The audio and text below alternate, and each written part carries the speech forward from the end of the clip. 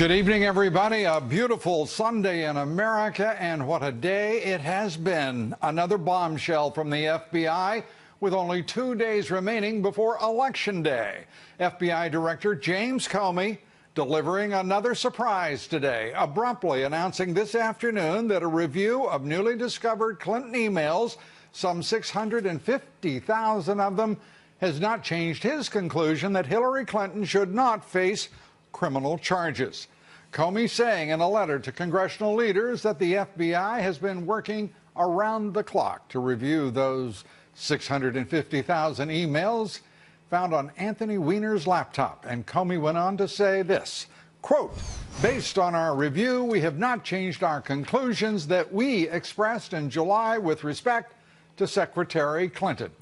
With that cryptic statement, Comey did not say whether his investigation into Clinton's emails is altogether closed. Comey's letter comes just 9 days after he announced he was reopening the email investigation. And over that time, well, compare those 9-10 days to the nearly year-long initial investigation into her emails and her server, her private server. Extraordinary. The whole mess plays into Donald Trump's claims, however, that the election is rigged. The Republican nominee is expected to address the FBI decision, that is, this latest one, at a rally in a Detroit suburb tonight. We'll be bringing that to you when Trump takes the stage. And among my guests tonight, former New York City Mayor Rudy Giuliani. We'll take up what in the world is going on with the FBI and Justice Department. Giuliani, of course, a noted and highly respected former prosecutor. And Trump campaign manager Kellyanne Conway joins me tonight on these final whirlwind hours of the contest for the presidency. Also with me tonight, Reagan White House political director Ed Rollins, RNC committeeman Randy Evans, the director of the Fox News Decision Desk, joining us tonight to tell us exactly where this election stands numerically. Arnon Mishkin joins us, and our top story tonight, yet another unexpected announcement by the FBI Director James Comey. 10 days after announcing in a letter the FBI is reopening its investigation into Hillary Clinton's email scandal, Comey today issued another letter saying the agency now stands by its original position, its original findings that they will not recommend criminal charges against Hillary Clinton. Comey's letter comes on a day in which Clinton's shocking disregard for national security was on full display. The New York Post reporting that as Secretary of State, Hillary Clinton routinely asked her maid to print out classified and sensitive government emails and documents from her house in Washington, D.C. The maid, Marina Santos, not surprisingly, did not have a security clearance. No kind of security clearance, especially one to handle such sensitive materials. But that didn't stop Clinton from having her top aides at the State Department forward sensitive documents to her to be printed out. Hillary Clinton writing to Huma Abedin, stating, quote, "Please ask Marina to print for me in the AM." Monica Hanley, Clinton's confidential assistant at the State Department, writes to Clinton on classified revisions to Iran, pointing out, quote, "Marina is trying to print for you." Hanley sends another classified email to Clinton concerning the president of Malawi for Marina to print. And yet again, no charges against Clinton, no charges against anyone. This despite the fact there are at least 2 federal statutes that prohibit the unauthorized removal and retention of classified documents of any kind or material, or the disclosure of such classified information. Our first guest is here to react to this latest example of Clinton cartel corruption. As a former U.S. attorney, he's detailed at least 15 violations of federal law committed by Hillary Clinton concerning her email scandal. And joining us now, former New York City Mayor Rudy Giuliani, who also says there is now enough evidence for a racketeering case against Mrs. Clinton and the foundation. Mr. Mayor, great to have you with us, and we appreciate your time. I have to ask your reaction. I have to laugh. I mean, this is deadly serious stuff, but it is. It's deadly serious stuff, and it's absurd. It doesn't change my position, though. I thought Jim Comey was wrong back in July when he laid out a knockdown, drag-out, absolutely overwhelming case of at least 3 or 4 violations of federal law, destroying 33,000 emails after getting a congressional subpoena, lying and saying she had only 1 cell phone when in fact she had 13, and she destroyed some of them with a hammer. The others have disappeared. We don't know where they are. The FBI's never bothered to find out. Maybe they're in the East River, and we got to go dredge the East River for them. Well, so I thought his original decision, as you know, I was on your show several times, was terribly wrong, and came to the wrong conclusion. When he reopened it with the 650,000 emails on the server of an alleged sexual pervert, Anthony Weiner, I thought, oh my goodness, this is going to really add something to the recklessness. Now she's even more reckless than she was back in July. And then we find out about the maid having access to the classified material. That makes her even more reckless than she was back in July. I don't know when you get reckless enough to fit the gross negligence standard that carries a 5-year penalty of jail, a felony. I mean, he found her extremely careless back in July. That would make her guilty of gross negligence. Now we add on that Weiner and the maid certainly having access on a routine basis to classified information. We have to have gotten over the top of recklessness by now, and something strange is going on, but all I can tell you is this is a case that I would have prosecuted months ago. And here's the other strange thing. As far as I know, this case has never been presented to a grand jury. Now, that's outrageous.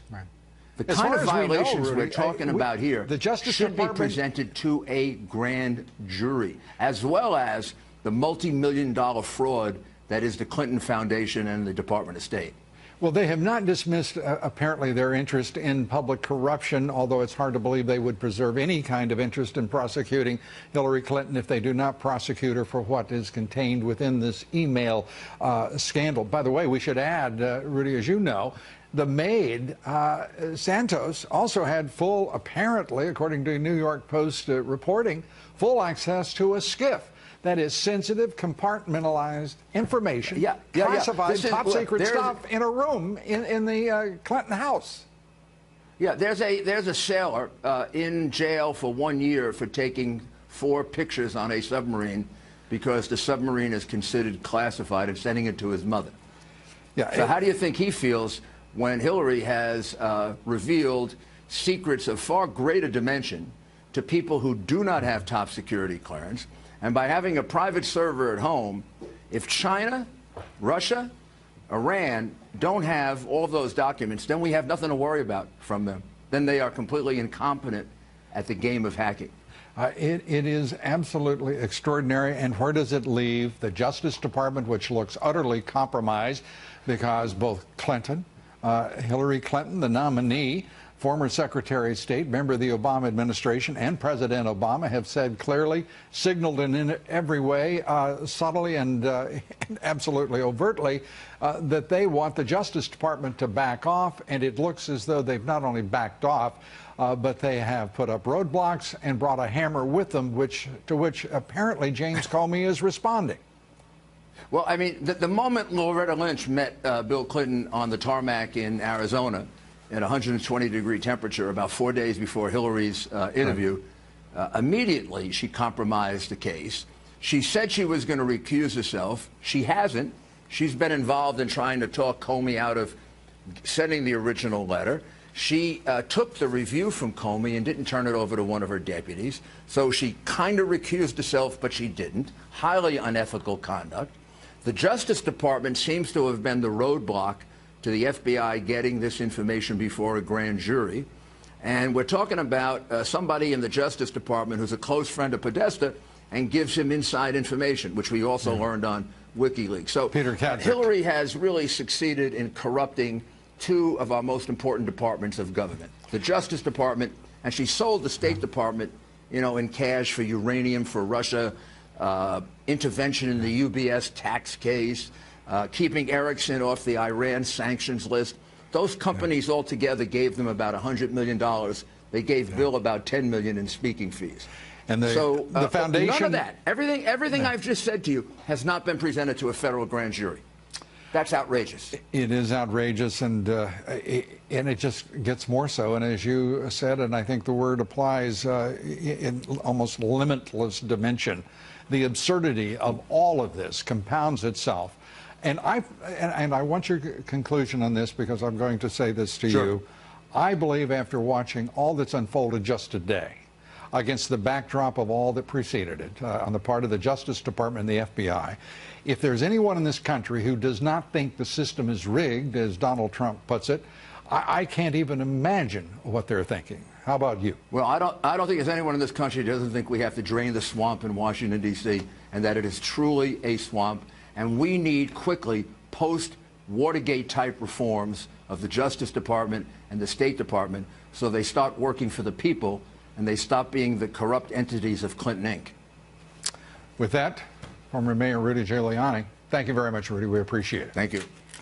Up next, Donald Trump is warning his supporters that he is their last best hope to dismantle a corrupt system and drain the swamp. So many other people were not protected. She's protected by a rigged system. She shouldn't even be allowed to run for president, I'll tell you right now. She is the most corrupt person ever to seek the presidency of the United States. And Donald Trump was saying that before he knew about what James Comey was to do in the always evolving case of Hillary Clinton. I'll be talking with former Assistant FBI Directors Bill Gavin and Jim Kallstrom about today's dramatic news, where it leaves the FBI, the Justice Department, and James Comey. And where does it leave all of those splendid agents who work for that storied agency? We're awaiting a Trump rally in Michigan. That's right, I said Michigan. He's expected to make comments on the FBI director's clearance of Hillary Clinton in the email scandal investigation. Stay with us. There is an extraordinary amount of material to go through tonight, thanks in part to President Obama, former Secretary Hillary Clinton, and of course FBI Director James Comey. We'll be right back. Stay with us. Public statement about the FBI director's dramatic decision just 2 days before the election to clear her of wrongdoing after a 10-day investigation based on 650,000 emails in a disgraced congressman's, that is Anthony Weiner's, laptop. The Clinton campaign cheering, of course, the Comey announcement moments after the news broke this afternoon. We have seen Director Comey's latest letter to the Hill. We are glad to see that that he has found, as we were confident that he would. He has confirmed the conclusions that he really reached in July, and we're glad that this matter is resolved. Now, it was only last week that Democrats, including President Obama and former Secretary Hillary Clinton, were blasting FBI Director Comey for reopening the Clinton email case. First, Hillary Clinton, just days after the first Comey letter. Now, I'm sure that some of you may have heard about a letter that the FBI director sent out yesterday. Well, if you're like me, you probably have a few questions about it. It is pretty strange to put something like that out with such little information right before an election. In fact, it's not just strange, it's unprecedented, and it is deeply troubling. Well, a few days later, President Obama, after initially defending Director Comey, took a couple of swipes at him. I do think that is a norm. You know, when there are investigations, we don't operate on innuendo. We don't operate on incomplete information. We don't operate on leaks. We cannot call any of the decisions made by the FBI of late concrete, but they are certainly multiplying. We should point out the FBI's corruption investigation of the Clinton Foundation is, as they say, ongoing, we think. Joining me now, former Assistant Director of the FBI in New York, Bill Gavin. Bill, good to have you with us. Joining us by phone, former Assistant Director of the FBI in New York, James Kallstrom. Thank you both for being here. Let me begin with you, Bill, first. This is, as to quote Secretary Clinton, unprecedented, but we have just moved into, we've crossed the penumbra of the absurd here. We're watching the FBI being reduced to the laughingstock of the country right now, because it looks, after you've just seen the Secretary of State weigh in, you've just seen the President of the United States, it looks like clearly the message went down the chain, and they decided to put up obstacles, hurdles, and to grease this thing up and send it out the chute within just about 11 days. What do you make of it? I think we've seen the Clinton cabal at its best. You know, the bottom line is the angst that exists both internally within the FBI and externally with a lot of the retired agents is basically this, Lou. Any case that the FBI works, they work it to a point where if they start to run in, they do all the investigation, they review records and everything else. If, in fact, they start to run into a wall, it goes before a grand jury. I think there's a misconception that the FBI can convene a grand jury. That has to be convened either by the United States Attorney's Office, if that's the venue, or the Attorney General of the United States, if that's the venue. In this particular case, when you bring it before a grand jury, people get sworn in and they have three options: tell the truth, tell a lie, tell you to go fish. After that, you make a decision as to whether or not you are going to work with these people, grant immunity to get what you're looking for. In this particular case, immunity was just granted, and it's a most confusing thing for everybody involved, both former agents and now. You know, Jim, it's confusing, and I will acknowledge that. It is also pretty clear that it's intended to be confusing and confounding.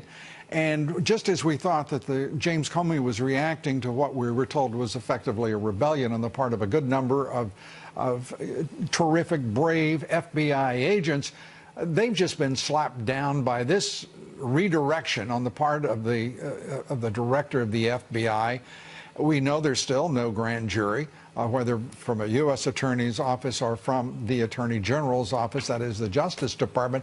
The whole thing, I think I remember someone saying it looks like a scam. Yeah, Lou.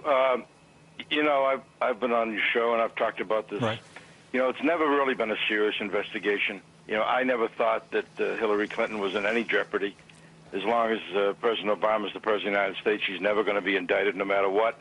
And the shame here is that... And I just want to say to our audience, and Jim said that right on this broadcast, and has been consistent throughout.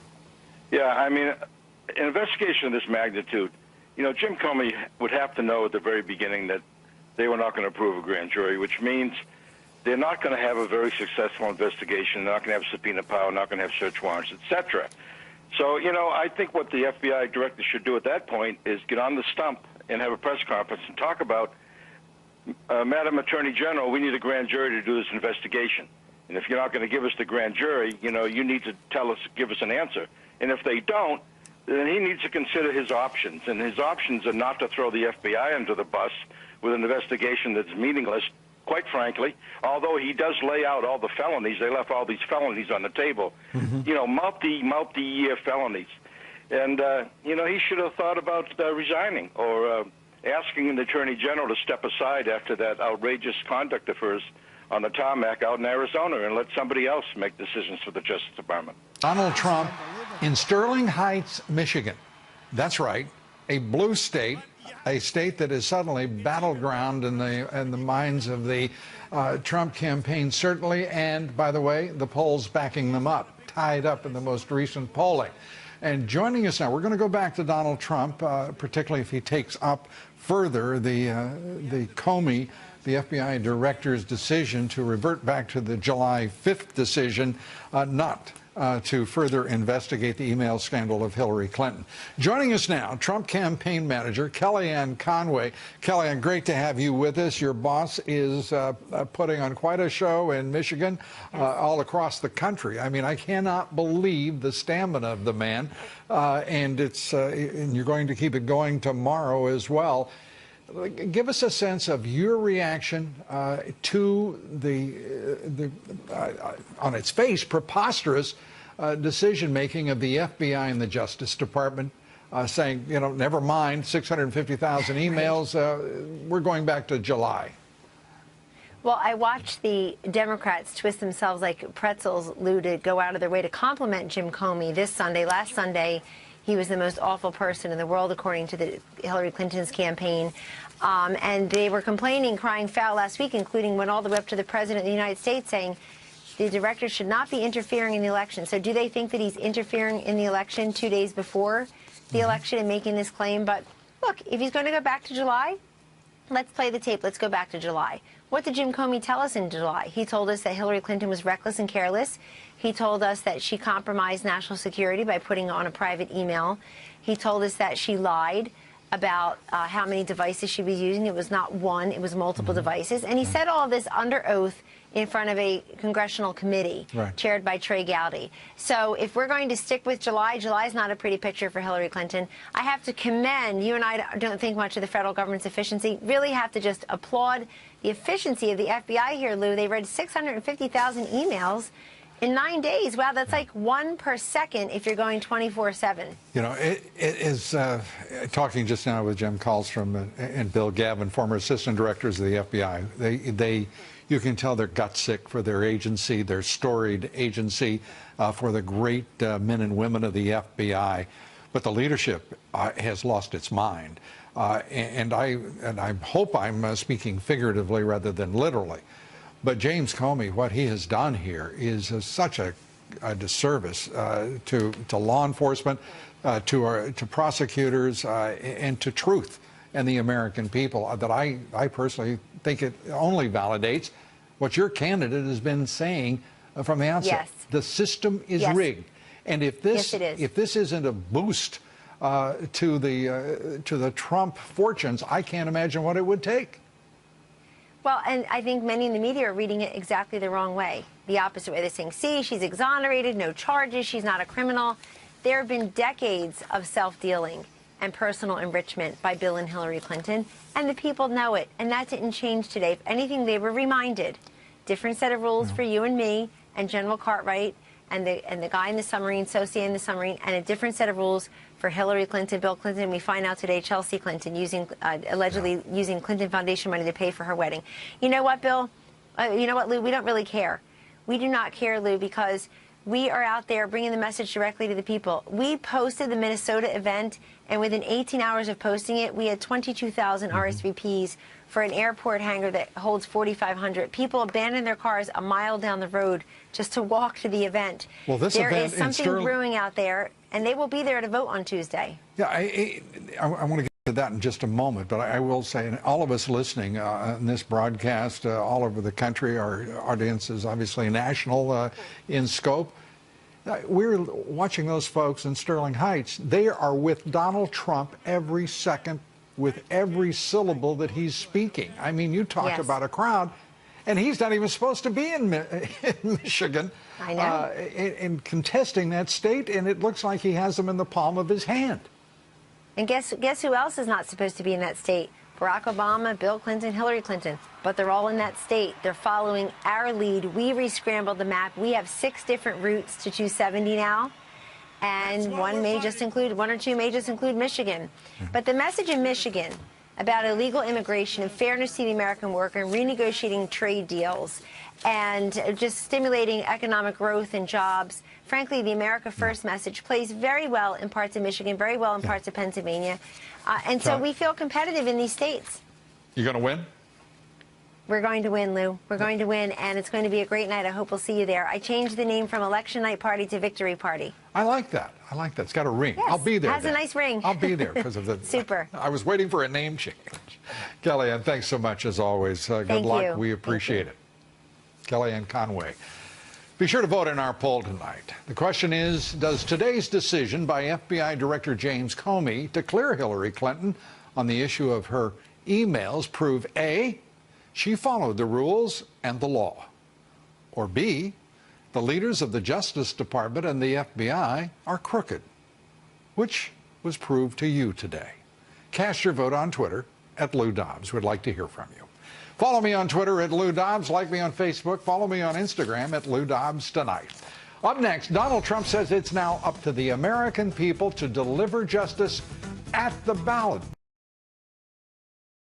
to Hillary Clinton. RNC committee man Randy Evans, former Reagan White House political director Ed Rollins. They join me next to divine all that is about to unfold on the campaign trail and at all of those ballot boxes all across the country.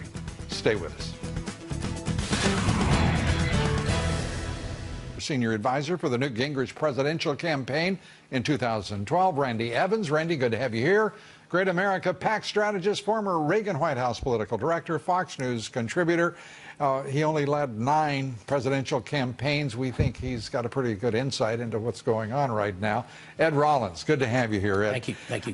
Let's start with your reaction first, Randy, to James Comey. A 2-day from election surprise number, well, we call it a November surprise to go with his October surprises, to go with his July surprises. I thought he gave Donald Trump exactly what Donald Trump needed, which was proof that the system is corrupt. You know, corruption is a contagion, and it infects everything that it touches, whether it's the Internal Revenue Service, whether it's the State Department, whether it's the Democratic primary being rigged. It corrupts every part of it, and we got to see today, the American people got to see what corruption really looks like. The idea that you could review 650,000 emails in 8 days, nobody for 1 second believes that. They know all of what this is. This is corruption from top to bottom. Yep. We saw corruption to the core today. Yeah, and you know what we also heard from Donald Trump today, the perfect, I think, perfect response, which Ed was, you know, you're not going to get justice from the Justice Department. You're not going to get it from the FBI. You're not going to get it from the Obama administration, and you're certainly not going to get it from Hillary Clinton. Therefore, deliver justice at the ballot box. It couldn't have been more perfect. It's a great line. He was very strong tonight, very powerful in the speech that we had the opportunity to watch there. The interesting thing is Comey started this drill because his agents had come to him and said, there's things here that are different. In the middle of the week, this week, they said there's a bunch of things we have found that were not there in the original group. And all of a sudden today, after, again, 650,000 emails on a computer by a guy who was thrown out of Congress, who basically is sex taping with 15-year-old girls, and we say, well, they're just duplicates. There's nothing there that we can find that's new evidence, is absurd. There, you know, there's, as you go through that, I mean, there's no one right now, I believe there are very few people in this country right now who believe a damn thing that James Comey says. I don't think there are many people in the country who believe anything. We haven't even seen Loretta Lynch, the Attorney General. She's a non-person right now. And Obama has gone from supporting Jim Comey to now, you know, tearing him to pieces. And the next thing you know, James Comey falls in line. The Attorney General, the Deputy Attorney General, and basically rejected his opportunity to move forward initially, and the President stepped in and basically put the coup on it. And my sense today is only going to help because it reinforces the message of Trump. All right, let's get to this election. And Randy, I want to ask you, where is the RNC? I want to know where the ground game is. I want to know particularly in North Carolina, in Ohio, Pennsylvania, Florida. You know, a little New Hampshire action wouldn't hurt either. What have you got for us? Here's what I got for you. Ryan Priebus and our Chief of Staff, Katie Walsh, give us a briefing every single day. We're winning in the ground game. We're winning in places that you would never believe. The votes that they need to win are down. The votes that we need to win are up. And then when you go to places like Michigan or Wisconsin, suddenly you're seeing a whole motivated group. And do you know why they're so motivated? Because they're outraged the way you're outraged, the way I'm outraged by what they saw today. They saw something which was this. If we don't intervene now, we lose the rule of law, we lose our country. And they got to see just how it plays out and how it plays out in a systematic way. And that's why you're seeing tens of thousands of people show up at the rallies. To that point, over the course of the next 48 hours, are Republicans going to come together? Are Republicans going to deliver 95%? 95% are near that support at the ballot box for Donald Trump. I think it'll be between 90 and 95%. I think it may be 93, it may be 94, but we've certainly seen the Republicans all come together because they understand what's at stake. But much more importantly than that, some people would say that many of them are slow-witted.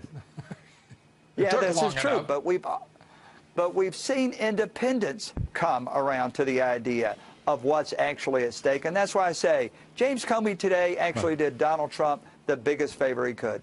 And I know you agree. You today, within moments, were saying exactly that this was a gift to Donald Trump. He would have been, if Comey should have just done nothing. He should have stayed out of this thing from start to finish, but he's given us a great proofing issue. So where are we with the states? It looks like Donald Trump has a very straightforward deal. Just win everything in the East plus Ohio, and you're all right. We've got to start with Florida, and I think we're going to win Florida. We win Florida. I assume Randy has his state, Georgia, in line now, being the national committeeman there. He got a little wobbly on him there for a while. It was never really a play. I think North Carolina, it's there. It's real clear politics as it there. Winning Florida, you get the 270, and I think we go beyond that. I think the momentum is ours, and I think this is just going to help the momentum. Arne Mishkin, the head of our decision desk, will be joining us here later this evening to take up that electoral map and the way forward for both Trump and Clinton. You're about to say, Randy, and with that we have to wrap it up. I would just, yeah, that's right. I thought Kellyanne Conway put it best. When we started, everybody was searching for one path to 270. Now Donald Trump has 9 paths to 270. That's a big change. Yeah, and another big change, Ben Silver at 538 saying, her position is one state, fragile and exposed and vulnerable. Randy Evans, Ed Rollins, thank you both. We appreciate it. Thank you. Up next, Trump says America now faces a clear choice Tuesday. A vote for Hillary Clinton is a vote for open borders, corruption. A vote for Trump is a vote for national sovereignty, the security of America. We're going to have big, beautiful doors in that wall. People are going to come into our country, and they're going to come into our country. Lots of people are going to come into our country, but they're coming into our country legally. They come in legally. Well, an extraordinary series of statements by President Obama in which he encouraged illegal immigrants in this country to vote. I'll be talking with Trump Hispanic advisor Steve Cortez and American Conservative Union Chairman Matt Slapp about a president who seems more like a rogue, a renegade, an outlaw. We'll be right back.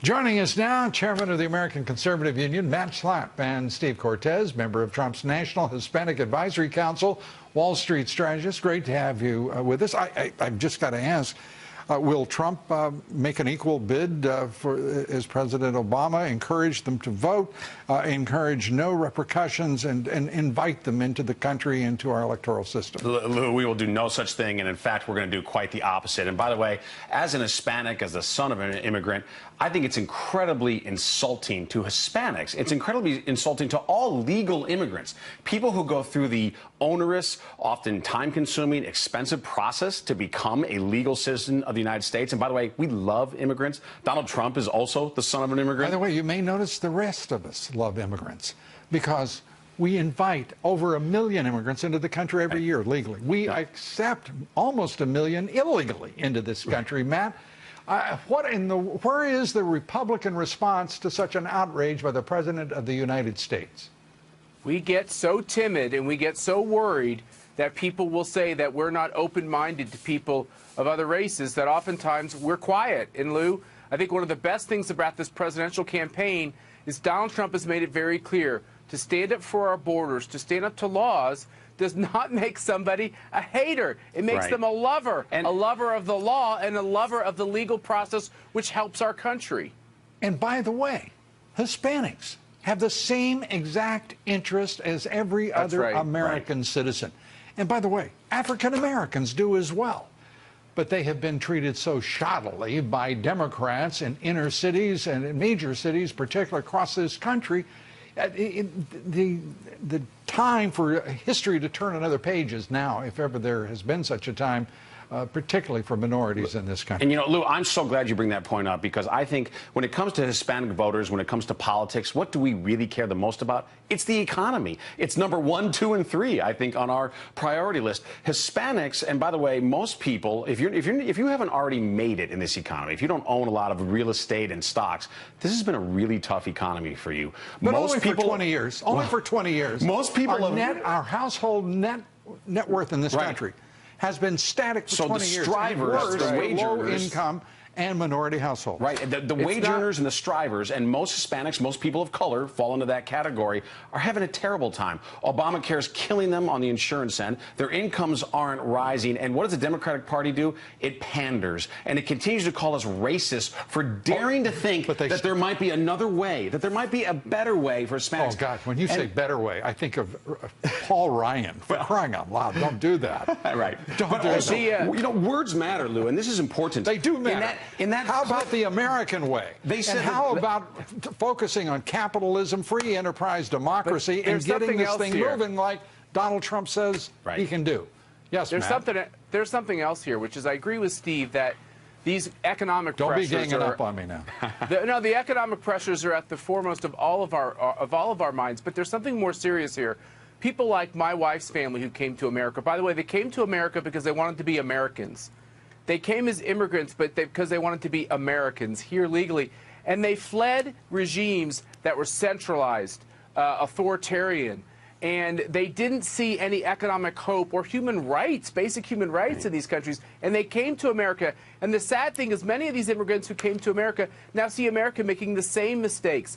Centralized, bureaucratic, bloated, centralized government, which is harming their economic interests. And even things like health care. When you have double-digit premium increases in states like Arizona, that is hurting these new Americans, and it's disgusting policies that need to be stopped. And I'm just so hopeful that they can start to be stopped on Tuesday. Well, I think that Donald Trump has put it straightforwardly. Whether it's corruption at the FBI and the Justice Department and the White House, whether it is the corruption of the Clinton cartel, the American people have the opportunity as well as the great responsibility to deliver justice, and that is to reject all of that corruption on the part of the Democratic Party and all its forms in Washington, D.C. And by that, I do not mean to suggest in any way that the Republicans don't have their own share of responsibility as well. Matt Slapp, thank you very much. Steve Cortez, thank you. Appreciate it, gentlemen. Thanks, guys. Thank you. The big story of the night is FBI Director Comey's decision not to pursue criminal charges against Hillary Clinton in her email scandal. Donald Trump, just moments ago in Michigan, addressed his decision. Hillary Clinton is the most corrupt person ever to seek the office of the presidency of the United States. The investigations into her crimes will go on for a long, long time. The rank and file special agents at the FBI won't let her get away with her terrible crimes, including the deletion of 33,000 emails after receiving a congressional subpoena. They forget about all of this. Right now, she is being protected by a rigged system. It's a totally rigged system. I've been saying it for a long time. You can't review 650,000 new emails in 8 days. You can't do it, folks. Hillary Clinton is guilty. She knows it. The FBI knows it. People know it. And now it's up to the American people to deliver justice at the ballot box on November 8th. And Vice Presidential nominee Governor Mike Pence earlier today also addressing Comey's decision to clear Clinton. This is from his rally in Hickory, North Carolina. The FBI last summer concluded that Hillary Clinton having classified documents on that private server was extremely careless. And I guess today, I don't know if you've heard, today they announced that they had not changed that conclusion. Well, you know, mishandling classified information is a crime. A crime. One that will not be further investigated by the FBI. Staff writer for The Federalist, Bree Payton, joins us tonight, along with co-founder and CEO of The American Majority, former presidential writer for George W. Bush, Ned Ryan. Good to have you with us. Bree, let's start with your reaction first to this extraordinary reversal over the course of a 9 to 10 day investigation, depending on how you count it, of Hillary Clinton's 650,000 emails sitting on Anthony Weiner's laptop, and the statement today that James Comey says, well, they've concluded it's a wrap, no problem. You know what? By his own admission, FBI Director James Comey said that Hillary Clinton was extremely careless with classified information, yet today he told us that he's not willing to do anything about it. So I think it's pretty clear that Comey is more interested in appeasing those who are pulling his puppet strings than holding Hillary accountable. And I think, you know, it is very telling the timeline of all of this, right? Just 9 days ago, we were told that there were 650,000 emails that were found on another device, and now 9 days later, we're being told, oh, hey, guys, don't worry about it. We've reviewed all of them magically in 9 days, and don't worry, there's nothing in there that's of interest to the American people, right? So I think it is very clear that the Clintons are held to a different standard when it comes to justice, and they've been held to a different standard for decades. Yeah, I don't know whether it's a standard or it's just an absolutely corrupt administration, as well as a Clinton cartel that's been operating for 30 years in the nation's capital. Your thoughts, Ned? Well, no, Lou, it was interesting. As soon as the news came out that Comey, you know, with his email this afternoon, I had a friend that used to work at DOJ during the Bush administration, and his text was, "I smell a cover-up." And there is a great deal of skepticism. How do you say that you spent a year investigating it? It was either 55,000 emails or 55,000 pages of emails, and then you spend about 8 days looking at 650,000 emails and say, oh, nothing to see here. So, you know, there's a lot of skepticism out there. Again, I think Ed Rollins made a good point earlier in saying, I think this will be a benefit because it again shows that people are very skeptical of what's taking place. There's a lot of distrust of institutions. But the important thing, Lou, is this. There are a couple things to think about. Doesn't mean that the FBI has stopped investigating the Clinton Foundation. That's not going away anytime soon. And Senator Grassley made it very clear when Comey made his announcement today that it's likely that Comey will make an appearance in front of Grassley's committee in the Senate because Grassley wants to get to the bottom of this. How do you make an announcement 11 days ago and all of a sudden say, oh, 650,000 emails, nothing to see here, folks? Yeah, I'm very skeptical. I think Senator Grassley is a great public servant, a great senator. I'm very skeptical of the lack of power right now within either the Congress or the Senate to actually do something. I mean, we've seen more letters written, more hearings held by the Senate and the Congress about the actions and the behavior of this administration to no effect, including holding, for the first time ever, a cabinet member, Attorney General Eric Holder, in contempt of Congress. The fact is it doesn't do much. And right now we're looking at an FBI and a Justice Department that are obviously intimidated by their president, also intimidated by Secretary Clinton, Bree. Right. This is very, very important to, I believe, Donald Trump, because it validates what he's been saying, and that is that this system is rigged. What do you think? I think you're absolutely right. And I think, you know, what we do know is that Obama was communicating with Hillary Clinton's private server, and he was doing so under kind of a secret code name, right? So I think it is telling just how quickly this investigation has been stamped down. And I think that it's not an accident that, oh, Obama was, it seems like he was kind of implicated in this whole ordeal, and now we're really quickly squelching it down. And I do think it's also telling that Hillary Clinton has allegedly, according to reports in the Daily Caller and in the New York Times, she has allegedly told Loretta Lynch that she's planning to keep her on as Attorney General if she is elected, right? So I think just those two things that we know and have been reported are really telling and just how quickly this whole thing is being handled. You know, in terms of a boost for the Trump campaign, how significant do you think it is, Ned? Do you think this actually takes him over the top in what is clearly a very tight race? It's going to be a very tight race. I do think it'll further energize Trump supporters. But, I mean, Lou, you're looking at, you know, in Florida, for example, you know, Romney lost Florida. Coming into Election Day, he was 161,000 votes down coming into Election Day. Right now, Donald Trump's only down 7,000 votes with absentee ballots and early voting, meaning he's going to be about 150,000 votes ahead of where Romney was in 2012. So he's trending very well in Florida. You know, in Colorado, Republicans were down 30,000 votes to Democrats a few days ago. Now they're only down 6,500 votes. So this is you know, interesting timing all around on everything that Comey's done. But I think this is going to further energize Trump supporters coming into Election Day. And you know, I was telling some friends the other day, this has a feel to it of 2000, where it could come down to a couple states, and within those states, a couple thousand votes. So it's going to be a tight one, Lou. You just made everybody in Florida just sort of draw in their breath for a bit. Exactly. Thanks so much, Bree. Thank you. We appreciate you both being with us. Thank you. Thanks, Lou.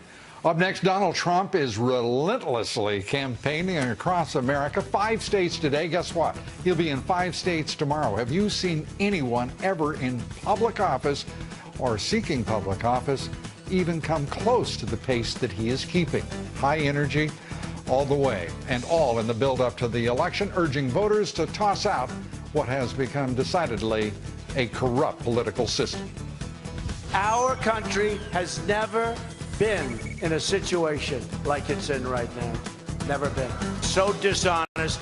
It's a rigged system, folks. I've been saying it. It's a rigged system. Tammy Bruce and Dom Giordano join me here next. Stay with us. We're going to take up what's likely to happen in Philadelphia and what impact will that transit strike have on the turnout in the very important city of Philadelphia. We'll take that up along with much more here next. Stay with us.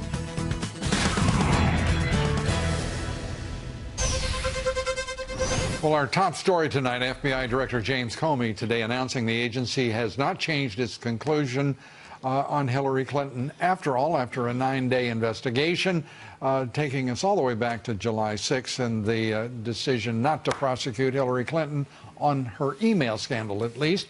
Donald Trump, however, is not letting Hillary, well, off the hook so easily. Hillary Clinton will be under investigation for a long, long time for her many crimes against our nation, our people, our democracy, likely concluding in a criminal trial. Joining me now, WPHT radio talk show host Dom Giordano from Philadelphia. Great to see you, Dom. Radio talk show host, Fox News contributor Tammy Bruce. Good to have you here, Tammy. Hi, guys. This is, well, it is what would you call this? Well, for Mr. Comey, it's a little bit of a circus, isn't it? I mean, you've got him in a very, very difficult kind of position. A lot of people say from the beginning it was politicized.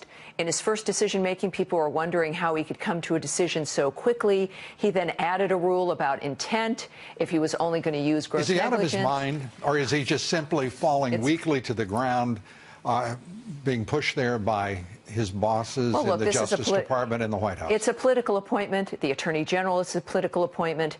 This is the establishment. Is he a weak-kneed failure who is simply doing what he's told? I think that he has been pressured. I think it's led up to bad decisions before. He's now being even pressured more. We know he met with Loretta Lynch. And I think that his lack of an ability to stick with what should happen. Look, 650,000 emails 1 week, and they say that they went through all of them. Nobody really believes that. It took him 10 months to do 50,000. So how confident are you tonight, Dom, about James Comey? I mean, he looks like, he looks awful.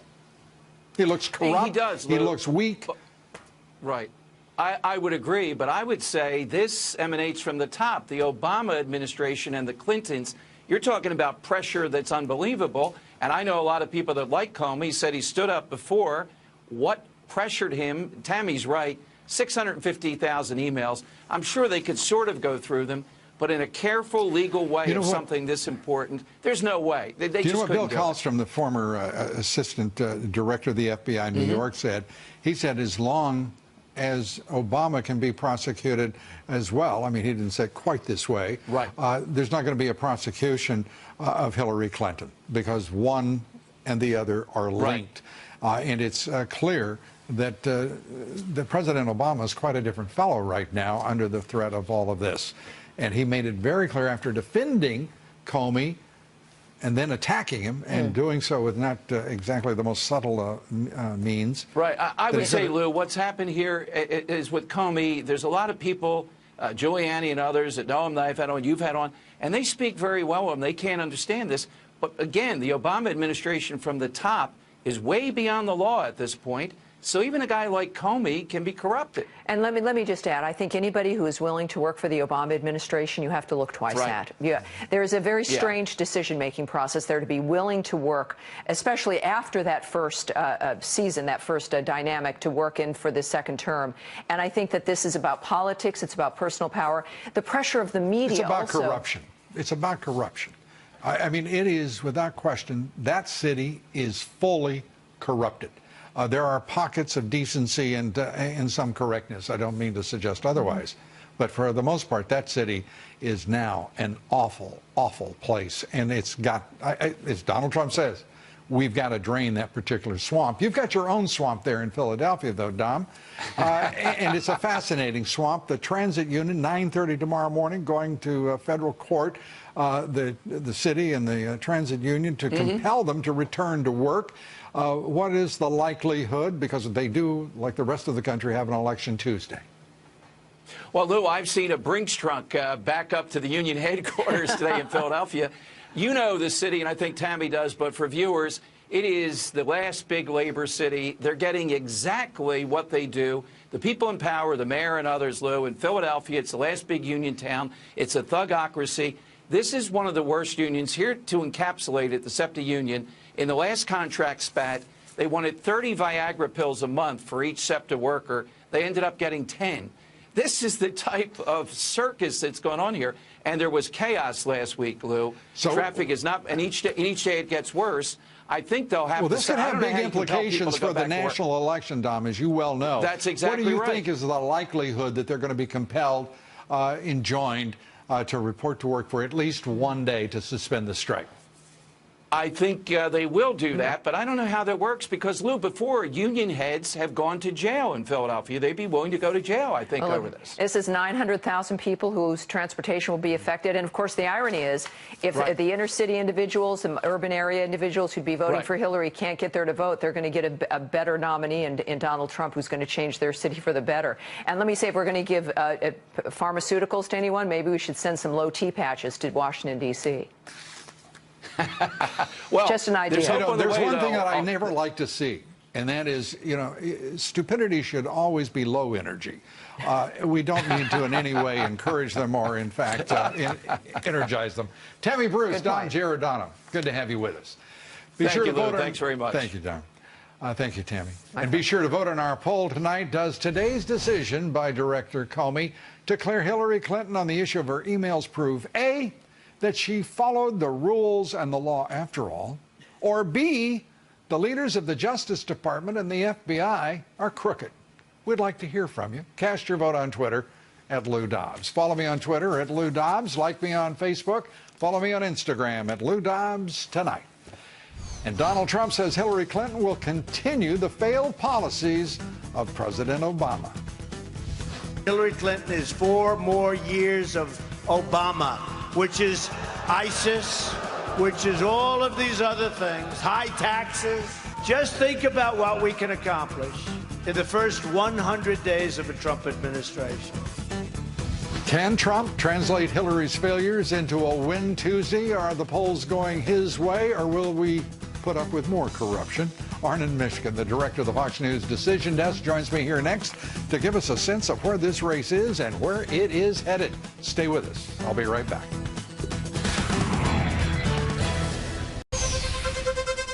Well, this is where we talk about political pundits and pollsters, gurus, savants, furiously scrambling to determine the effect of FBI Director James Comey's decision that Hillary Clinton will, again, not face criminal charges. In our latest Fox News poll, 70% of voters say they're very, or at least somewhat, concerned that scandals will have a serious effect on the Clinton administration should she win the presidency. And voters see Trump as more honest, more trustworthy than Clinton.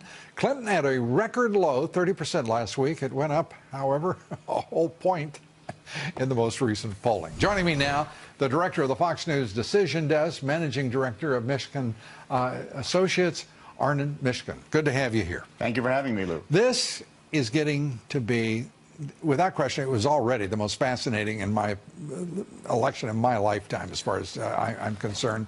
This is taking on new dimensions. Who will benefit from the Comey decision to reverse himself after 9 days of investigation of 650 emails on a laptop that belongs to an alleged pervert and disgraced former congressman? Who's going to benefit? I don't know, and I'll admit that. Because basically what you have in this election, and particularly in the last week, is an example of true political jujitsu. Jujitsu being the martial art where you use your opponent's strength against them. And in the case for Trump, he has been able to use the fact that a lot of people think Clinton's going to win to make people in the middle say, I'm ready to vote for Donald Trump because I kind of don't like her. And for Clinton, she's able to use whenever Trump seems to be strong to get people to move to her because they're a little worried about Trump. How soon will we know? Will we wait till Tuesday to begin to see the impact of all this? You will not know you could not know any impact of this from a poll until at least Monday night, which means you really have to wait till Tuesday to find out. But I think what you're going to see is the potential. Everyone thinks that this means Clinton is cleared, therefore she'll win. What I've seen in the polling is the more people think Clinton's going to win, the more people at the middle decide, something I'm not comfortable. You showed how both candidates are underwater in terms of trustworthiness, Clinton more so than Trump. Both candidates are disliked by a majority of the voters. They have to decide between one or the other of these poisons. And I think that, if anything, I would bet... So prejudicial, Counselor. I mean, my gosh. Let me say two things. Arnon mentioned Monday in the polling. We will have a Fox News poll. Tomorrow morning, yes. And so that will be helpful to all of you, and be sure to watch us in that poll. It's going to be fascinating. Secondly, we're looking at a lot of enthusiasm for Donald Trump. Absolutely. We don't see it anywhere else. I mean, I watched whether it's LeBron James or whether it's Beyonce and Jay-Z with his potty mouth. There's just no energy compared to Donald Trump at one of those hanger rallies. I mean, it's really remarkable. Have you ever seen anything quite like this? You see enthusiasm in candidates usually, or in candidate rallies towards the end for sure. I think that the Trump enthusiasm is something that is sort of hard for me to remember in my memory, with the possible exception of the enthusiasm you saw in 2008 for Obama. That said, enthusiasm translates into those people who are enthusiastic, very likely to vote. And I don't think there's that same enthusiasm on the Clinton side. On the other hand, what Clinton has is a very solid organization. I'll guarantee there isn't. After watching it. I mean, I won't disagree with you. And to the degree that we can judge this, all of the savants, and you are certainly a savant. Oh, you're nice to say that, but I don't. And I will make an exception for you in this grouping.